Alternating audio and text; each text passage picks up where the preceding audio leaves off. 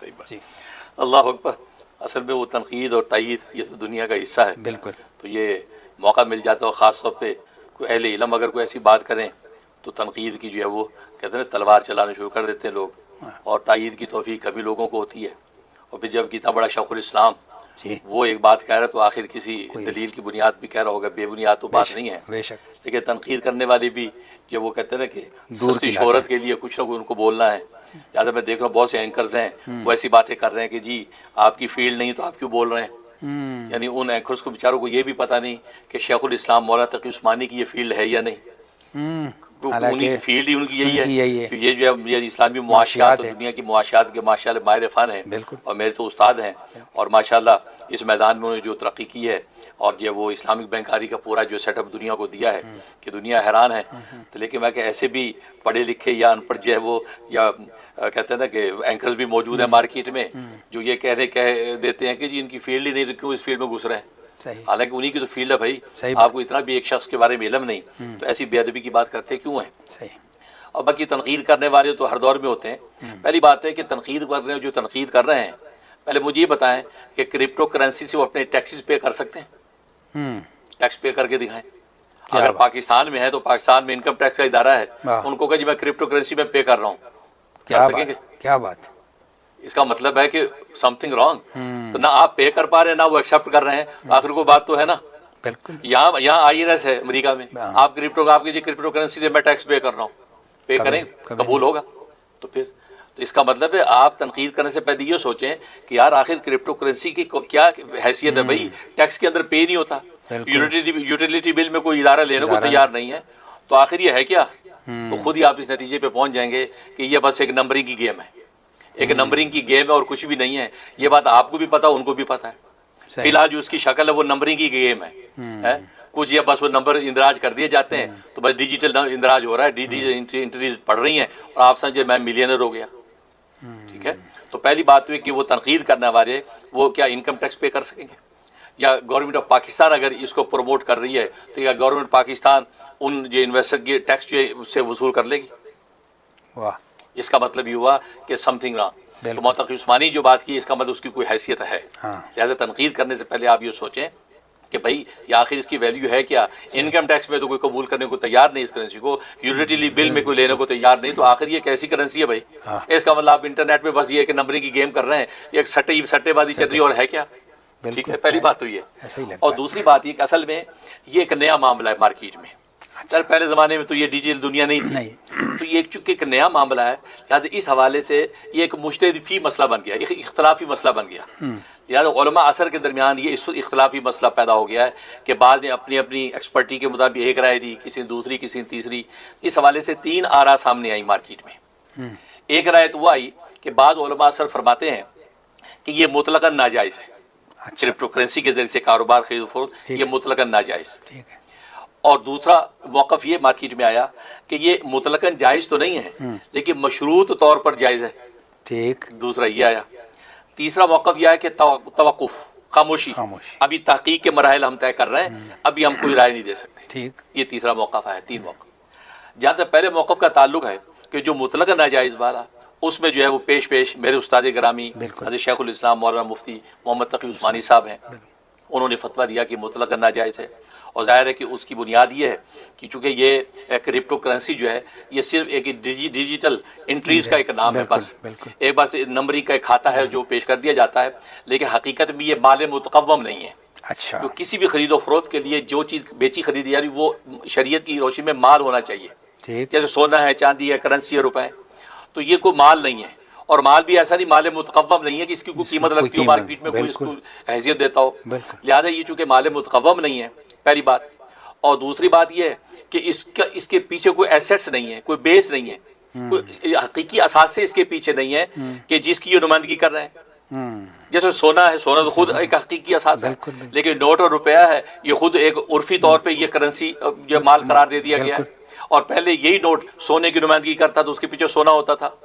لیکن یہ جو کرنسی ہے کرپٹو کرنسی، اس کے پیچھے کوئی بیس نہیں ہے، اس کوئی حقیقی اثاثے اس کے پیچھے نہیں ہے. اور اگر ہے تو پتہ ہی نہیں دنیا کو بھی کیا اثاثے کون ہے. اور تیسری بات یہ کہ دنیا کی کوئی حکومت بھی اس کی جو ہے اس کو اون کرنے کو تیار نہیں ہے. کوئی سرپرستی کسی حکومت وقت کی نہیں ہے یہ مارکیٹ میں ایک چیز چل رہی ہے انٹرنیٹ کی دنیا پہ، لیکن کوئی بھی نہ امریکہ، یورپ جیسی دنیا، چین جیسی دنیا جو معاشیات کے آسمانوں پہ، کوئی بھی اس کے اوپر سر پہ ہاتھ رکھنے کو تیار نہیں. تو پھر آپ کس بیس کے اوپر اس کو کرنسی قرار دے رہے ہیں؟ کس بیس پہ آپ اس کو جو مارکیٹ کے اندر لا رہے ہیں؟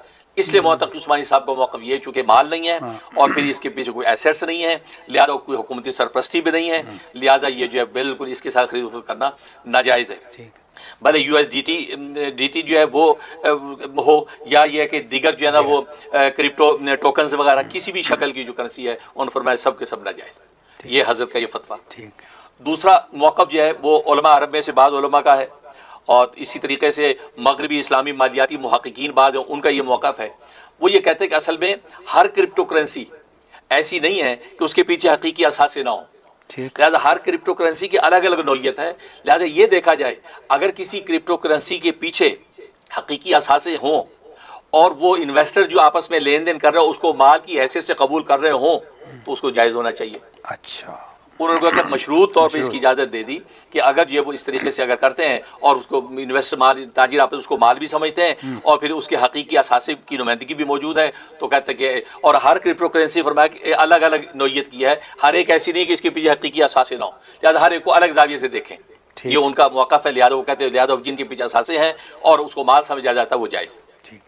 تیسرا موقف جو ہے جیسے مجموع الفقہ الاسلامی ادوالی ان کا ہے یا اور بہت سے علماء عرب کا ہے، وہ یہ کہتے ہیں توقف، خاموشی.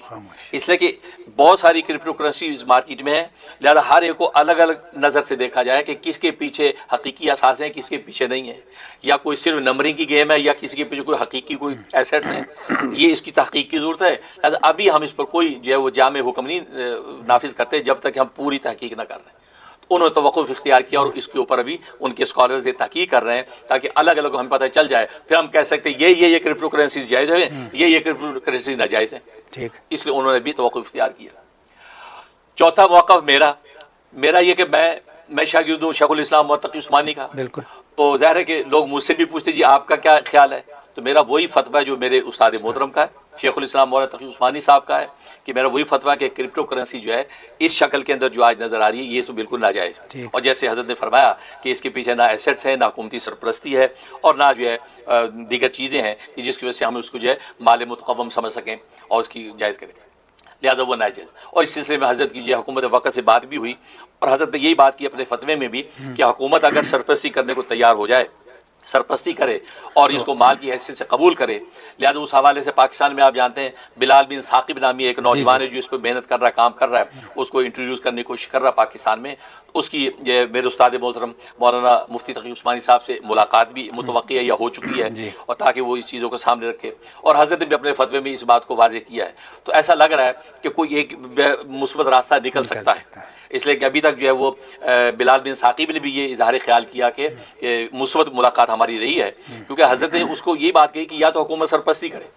سرپرستی کی ایک مثال جیسے میں نے دی کہ اگر ایک بندہ انکم ٹیکس پے کرنا چاہتا ہے کرپٹو سے تو کوئی ادارہ قبول کرے.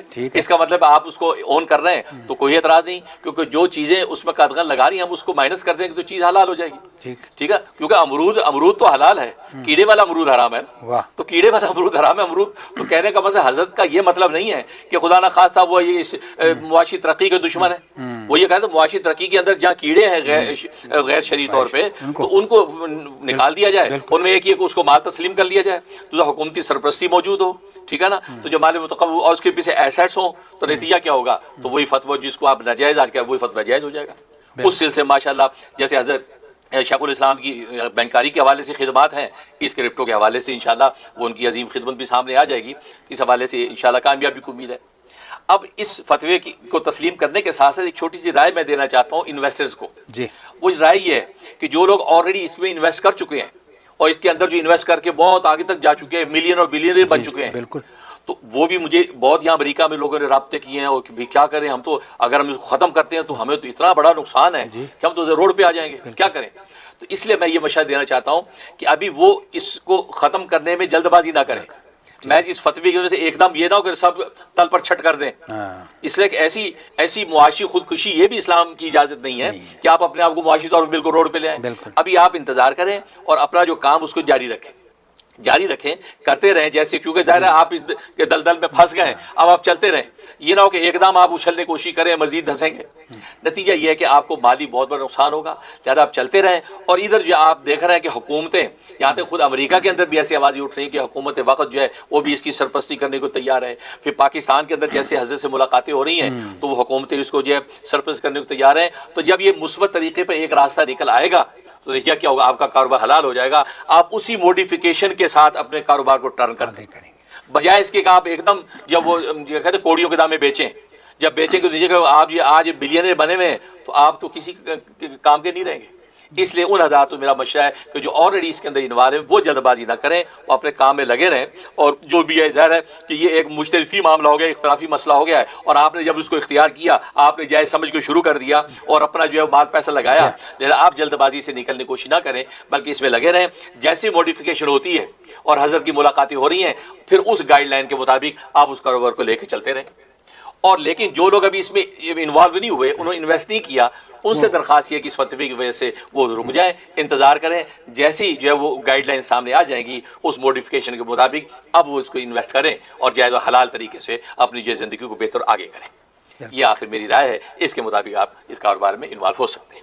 بھائی ماشاء اللہ جی, بہت خوبصورت سے ایک بات تو واضح ہو گئی, جو کہ ایبسلیوٹلی ابھی جو ہے ہمیں اس کو رہنا ہے اسی طرح سے. بالکل. اور اس فتوے کی وجہ سے جو سوشل میڈیا میں ایک شور مچا ہوا ہے, لوگ پینک ہیں جنہوں نے انویسٹ کیا ہے, تو ان کے لیے بھی ایک راستہ نکل آیا کہ نہیں ابھی انتظار کریں, اور جو کرنا چاہیں وہ بھی انتظار کریں کہ ایک راستہ نکلنے کے لیے ملاقاتیں ہو رہی ہیں. ماشاء اللہ, جزاک اللہ جی, آپ نے تو بالکل اس کو معاملے ہی وہ کر دیے.